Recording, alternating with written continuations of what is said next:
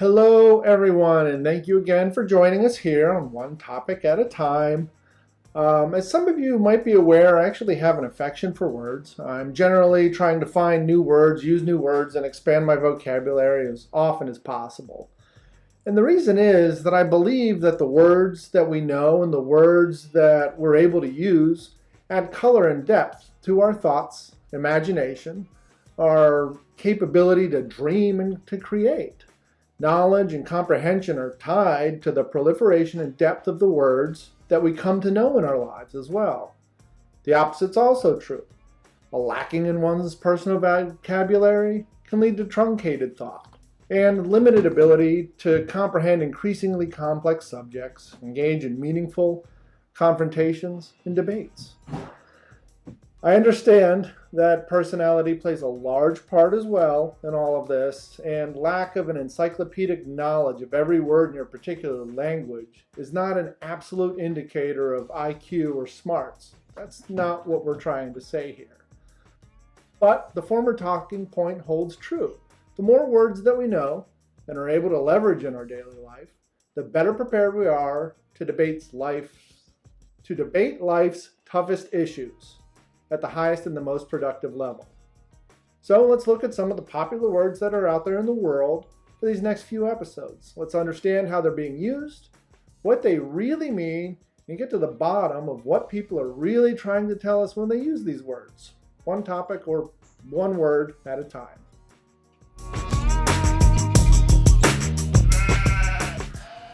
All right, so our first word is sheep or sheeple. People, whatever. Sound familiar? Yeah, it's popular out there right now. Why are people calling us sheep or sheeple or a flock of sheep? Whatever the hell it's supposed to mean. Is it supposed to be a form of insult? A slur? What are sheep people? What are sheep? Well, according to our friends at Merriam-Webster.com, sheeple is a plural noun, and it describes a docile, compliant, and easily influenced person, likened to sheep. If someone is inclined to yell sheep in my face, or more sheepishly, simply type the word in a comment or a random blog, they appear to believe that they're calling me a blind follower, ignorant or oblivious to their perspective on reality. And it's kind of insulting to sheep, too, I think. I like sheep. So, how deep does it go?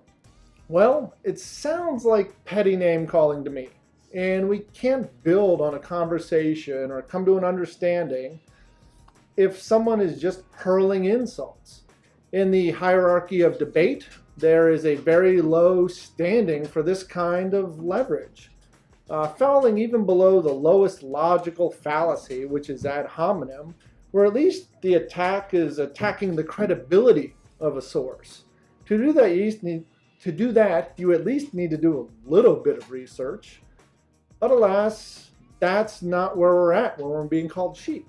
I wanted to explore more. Let's look at some of the ways that the word sheep or sheeple is being used to describe or otherwise bully men and women advocating for protection.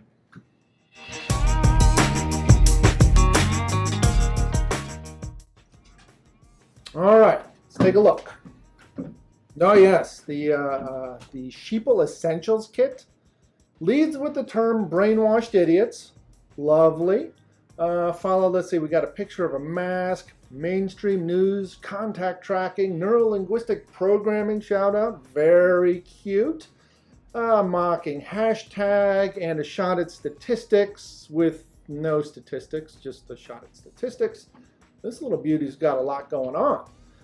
Okay, next. An actual depiction of a sheep person. Much less Scottish than I imagine, but all right, we can get on with it. Let's see. Who's got a brain blocker? He or she's being tracked by a satellite. They're implanted with a chip.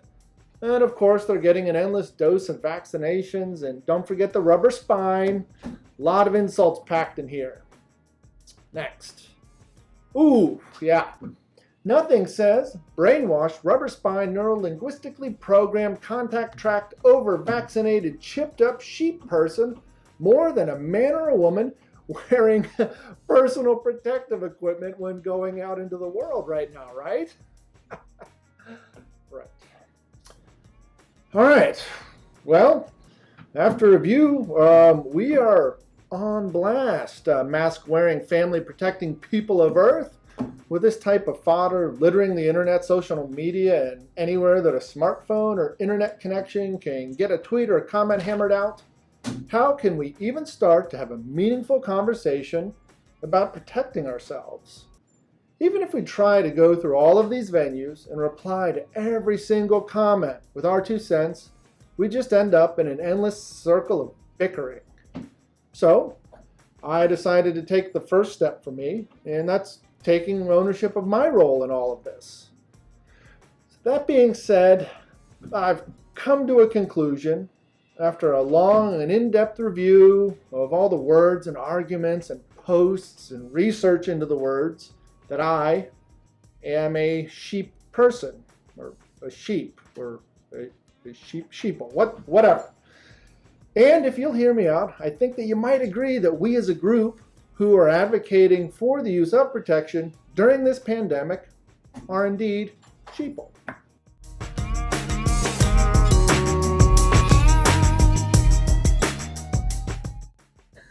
All right, again, sheep, sheeple, flock. Let's hash it out. First, there was a word that I came across that was related to sheep that we really need to bring into the mix, and it's very, very important. And that is shepherd. To imply that I am a sheep implies that not only do I follow other sheep around, but I'm also under the care of a shepherd. What's a shepherd? Again, thanks to Merriam-Webster, as a noun, it just means a person who tends to sheep. As a verb, it means a guide or guard, to guide or guard in the manner of a shepherd. This is where I started to get on board with the label for myself. First, I came to realize that I'm not my own shepherd. I have a spiritual, loving, kind father figure in my life who I confide in and rely on for guidance. I'm under the care of my family doctor, and I trust and respect his counsel when it comes to my health and my family's health. I rely on professors at the University of South Florida who educated me in the curriculum that I chose to study. I work in the medical industry and voraciously seek out information to keep up on the state of the art. I research sources, and I look hard at statistics on any topic that I'm diving into.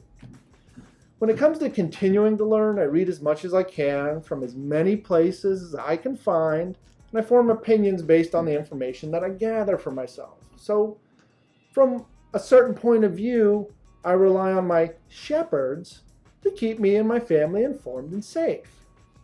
But that's just me and how I equate shepherding to the influences in my life that help guide my decision making. I wondered, though, in this exploration, what historical or religious texts have to say about the sheep-shepherd relationship.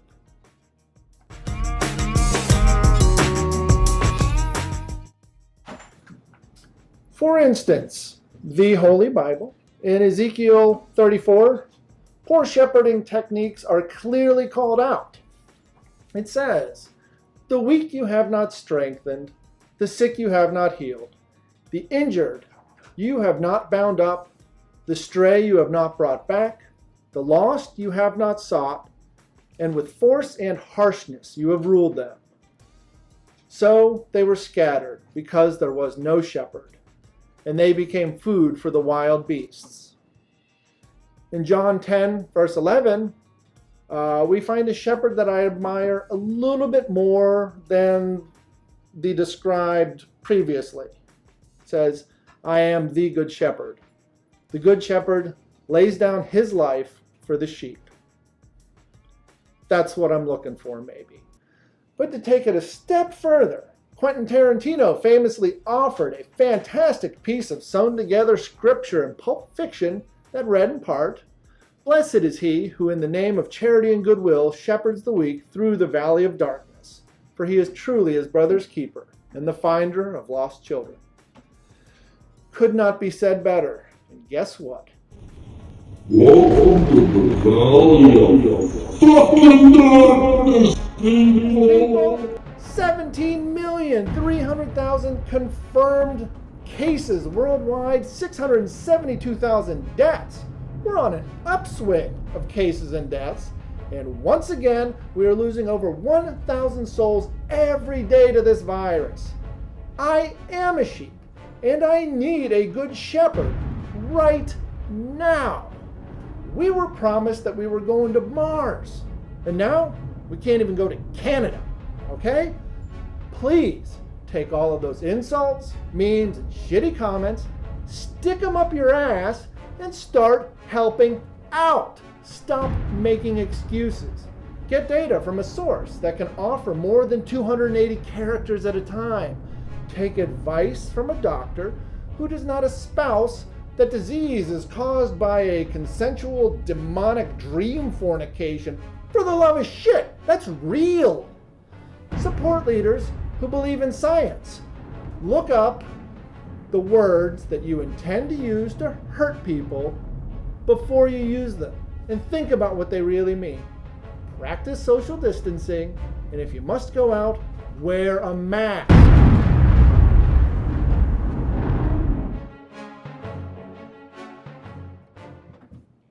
And that's our one topic word today. Join us next time when we plunge purple-headed warrior first into homophobia. See you then.